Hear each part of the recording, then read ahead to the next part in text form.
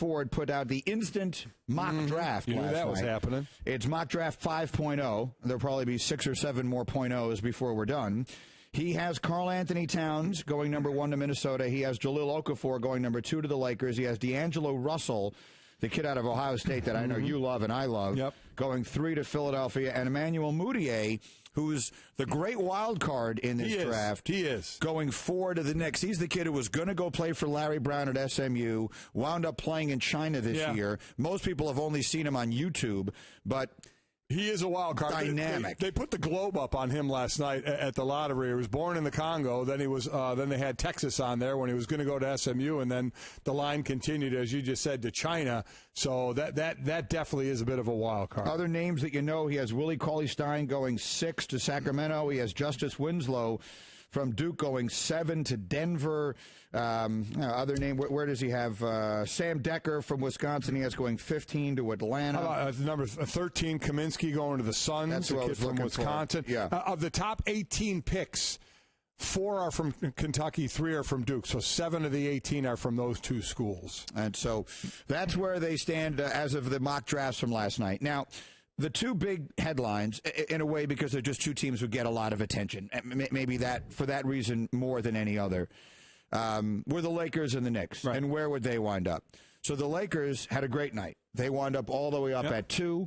If what you wanted was one of the big men, they assure themselves of getting one. Basically, they and the Knicks flip-flopped, right? I mean, the Lakers were from percentages, the Lakers were sitting at the 4th shot of best percentage to get number 1, and the Lakers were number 2, and they flip-flopped. And the Knicks did not wind up there. Now, again, sometimes be careful what you wish for, / sometimes the things that you think didn't work out for you wound up being the best thing that can happen for you. Jay Billis, who's as good on this stuff as anybody and knows these players better than anybody, was saying last night on the coverage that for the Knicks, this might not be all bad. All that really happened was 2 storied franchises, the L.A. Lakers and the New York Knicks, swapped positions at 2 and 4 in this lottery. But the Knicks at 4 are still going to get an outstanding player. They've got great value there, whether it's a player like Emmanuel Mudiay, who played last season in China, or D'Angelo Russell, the lefty from Ohio State, who's, I think, the best pure basketball player in this draft. He can even go international with Chris Porzingis, call him Zinger, from Latvia, who played in Spain. There's a lot of value at 4. This is a really solid draft, especially at the top.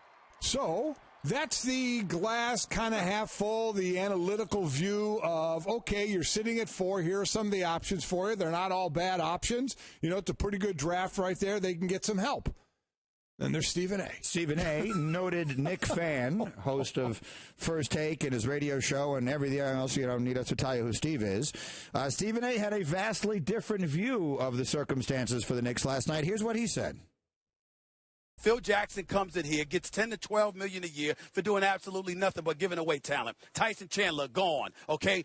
Iman Shumpert, J.R. Smith, gone. You basically got a bag of cookies for them in return. And it was all for the purpose of being in a situation where you can position yourself to get the number 1 overall pick in the draft. And at the end of the day, the New York Knicks couldn't even do that right, because instead of tanking it and losing games the way people tried to, the way the Minnesota Timberwolves did for the last 12 games of the season, which is why they were in a position to get the biggest chance at the number 1 overall pick, the Knicks actually waited until we all knew they had firmly established themselves as perpetual losers, and then they had the audacity, the unmitigated goal, to actually start winning games, to mess up their chances at the number 1 overall pick. So they end up with number 4, which means they're not going to get Okafor, they're not going to get Towns, and whoever they end up getting is not going to make that big of a difference to this franchise.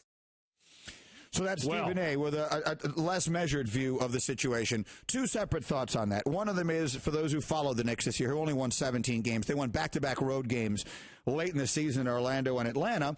And it just goes to illustrate the point that I was making yesterday, which is that it's just the whole incentivizing losing thing. It's worse in basketball than any other sport because it's just so much more obvious and so much more predominant than it is in the other sports. And it's just terrible. It's just terrible. If you're a fan of a team, now you have to sit here. When they were winning those games, there were people cheering. Oh, go, you know, how great is that? At least they're still fighting. And now you're sitting here screaming, see, they should have lost those games. This is why they have to change the way they do this. Incentivizing losing in all and any sport is a bad idea. It is right now, I think in the biggest picture, it's the worst thing they have going. Second, The part of it that I do disagree with Stephen on is I'm not sure they're not going to get a difference-making player there. I think there are serious questions about... Now, look, if I had the first pick in this draft, I would probably take Karl Anthony Towns. Right. But I don't think he's a lock to be a great player, and I don't think Jahlil Okafor is a lock to be a great player. That's not to say that Russell or Moutier or Winslow, who I like a lot, are, but I'm not sure they don't have just as good a chance to be impact players as the big men do. So, look, obviously, you're better off picking 1 or 2 than 3 or 4 just because you have more options. It's a more valuable asset. But I don't know that I would say I would have quite, as a fan of the team, that I would have the same sky is falling mentality as that. Yeah, listen, that's what I guess if you're a passionate Knicks fan and you see how it all went down. Steve is there. Okay, beautiful. Okay. Yeah, There Stephen A., jump on in here. Stephen A. on the Subway Fresh Take Hotline. He's up late. He's up early. Stephen A. is ready to go. Steve, go ahead. The floor is yours. We heard what you had to say last night. Do you feel any better now that you've had at least, I don't know, something in the neighborhood of 45 minutes sleep? How do we feel this morning? Actually, I feel worse, Mike Greenberg. I feel absolutely worse. I haven't really slept all night. I'm very disgusted, and I'm not apologizing for it. I can't believe I'm hearing you, of all people, say what you're saying, considering that you're a noted Jets fan. You should understand my misery. You should understand how I feel right now. I feel like you're almost a Benedict Arnold, like you betrayed me, Mike Greenberg. Listen, here's the deal with the New York Knicks, okay? Let's call it like you're saying it. I am not sitting there talking about tanking a season or whatever the case may be. I am talking about, okay, you've been losing all year long. You got a couple of weeks left in the season. By this time, it is clear that the number 1 pick, or at least the number 2 pick, is possibly there for you. And then you go win back-to-back games late in the regular season and ultimately ensure that Minnesota gets it. I'm not saying D'Angelo Russell is not big time or Emmanuel Moutier is not potentially big time. I'm saying that, you know what, when you're talking about guards, that's not a short thing. When you're talking about big boys, even though that's not a short thing either, Karl Anthony Towns and Jahlil Okafor are 2 surefire bets to produce on an elevated level in the NBA.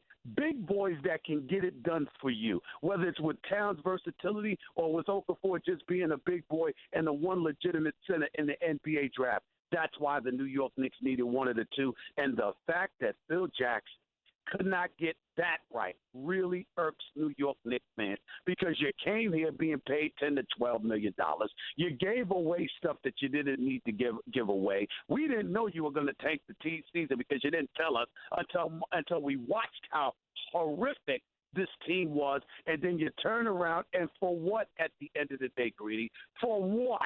Nothing, basically, in terms of the immediate future, in terms of having a franchise impact player that shows up immediately. Russell and Moutier can really play. They've got promising futures, but they ain't Jahlil Okafor. They ain't Karl Anthony Towns. That's the problem here. And the bottom line is Phil Jackson. I mean, it just looks awful. It just looks awful, Greedy. They won 2 of their last 3 games. They had been the worst team in the NBA going into that little stretch. Again, they win 2 of their last 3, and they wind up falling behind Minnesota in ping-pong balls. Now, we never know where the ping-pong balls were going to wind up in. I guess technically it would have gone their way. Let me ask you this, Stephen A., because if you want to really upset the Knicks fans, here's the big question. Who does Isaiah Thomas think they should take it for? Because ultimately, that's what they're going to wind up doing. I don't know yet. But you know something right now? When New York Knicks fans complain and finding an excuse to complain about Isaiah Thomas, the one thing that he did know with talent, the one thing that he did know, we don't know what Phil Jackson knows. We know that Phil Jackson is a great coach. We know that he's an 11-time champion. As an executive, how are you feeling about him today? You know New York sports. You've seen the job that he's done. How are you feeling, Greeny? How are you feeling? The New York Knicks, wait, are you put this in perspective. Just take a moment, close your eyes, and pause for this thought, Greeny, okay? Yeah. This is a guy that won 11 rings, okay? And we're talking about the New York Knicks, wait, as awful as they've been. It wasn't until Phil Jackson arrived that the New York Knicks had the worst season in franchise history. They had never lost 60-plus games in a season until Phil Jackson took over. And what do we have to show for it? We can't even get ping pong balls right. That's how bad it is. It is bad. If you're asking me to grade Phil, though, I still think, in fairness, Steve, we have to give the grade as incomplete. Can he talk one of the big stars in the NBA that becomes a free agent, and again, that probably won't be till next summer, not this one, into coming to the Knicks? Greeny, you're not getting it. Phil Jackson's been on the road twice this year. Guess where they were? To L.A. games, the Clippers and the Lakers. There was the pre-draft camp in Chicago. I heard the man went to Chicago, Greeny, but didn't even show up to the camp. Steve Mills shows up, the GM. He shows up last night, Greeny. And, for the draft, Phil Jackson was nowhere to be found. But at least have the decency to bring some kind of karma from them championships. We've got to nothing yet. Nothing. Nothing. Oh, my God. Are you okay, Steve? Are you going to be? Do we need to send someone to check on you? I've already called the doctor.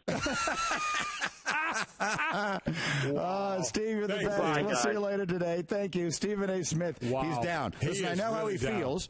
I know that feeling as a fan. There's nothing more deflating, and it was a deflating night. Yeah.